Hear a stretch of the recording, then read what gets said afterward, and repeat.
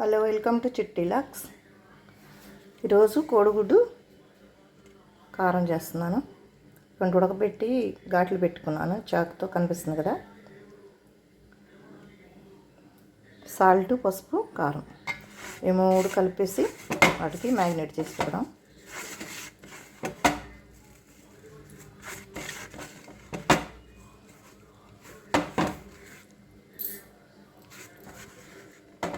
చూసారుగా, అన్నిటికి ఇలా పట్టించిన తర్వాత ఆయిల్లో వేద్దాం. ఈ గుడ్డు చితికిపోయిందిలేండి, ఫస్టే చితికిపోయింది, ఉడకబెట్టేటప్పుడే చితికిపోయింది.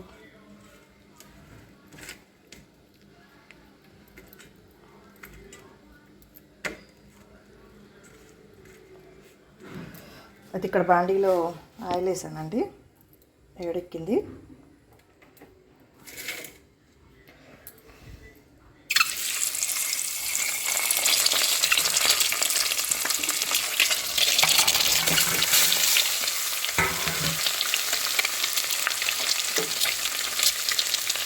కోడిగుడ్డు ఫ్రై కాకుండా ఇట్లా ఏదైనా పప్పు కానీ ఏదైనా వండినప్పుడు ఇట్లా కూడా చేసుకుంటే బాగుంటుందండి. ఇప్పుడు ఇలా ఈ ఫ్రై అయినాక ఇందులో కారం చల్లుకోవటము చాలా సింపుల్, ఈజీ ప్రాసెస్ అండి.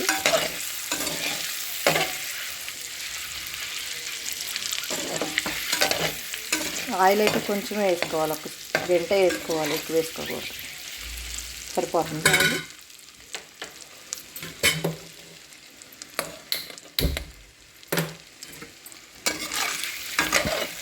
కారం మ్యారినేట్ చేసా కదా, పసుపు కారం మాడిపోతాయి అని స్టవ్ ఆఫ్ చేశాను, మళ్ళీ వెలిగించాను.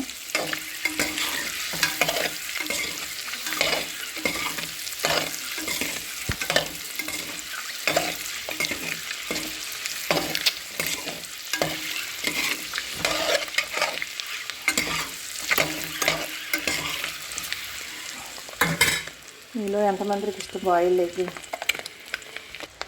చిన్నపాయలు చూసారుగా, ఎట్లా ఎచ్చేపచ్చిగా దంచి పచ్చిగా దంచి ఇలా వేసుకోవాలి. చిన్నపాయ ఫ్లేవర్ పల్లె వస్తుందండి. ఇందులో కారం వేద్దాం.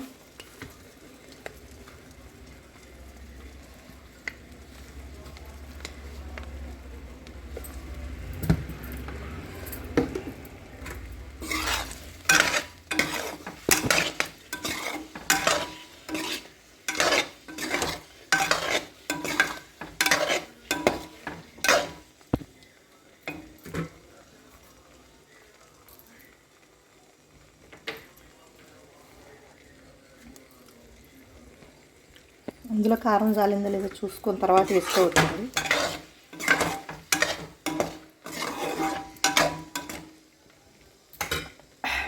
ఎంతమందికి ఇష్టం ఇట్లా గుడ్డు బాయిల్డ్ ఎగ్ ఇష్టమా? బాయిల్డ్ అయిపోయిన తర్వాత ఇలా ఫ్రై చేసుకోవడం ఇష్టమా? నాకు బాయిల్డ్ ఎగ్ ఇష్టం, ఇలా ఇష్టం.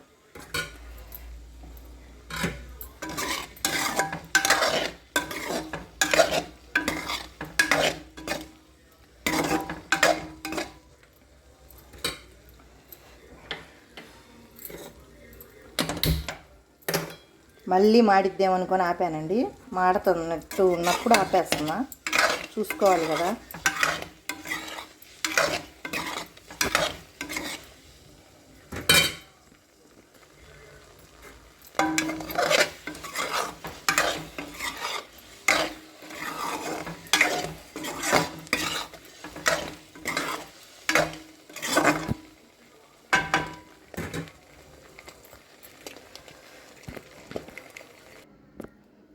ఇట్లా ఎంతమందికి ఇష్టం అండి ఇలా గుడ్డు కారం ఇలా వేపుకొని తింటాం, ఎంతమందికి ఇష్టం?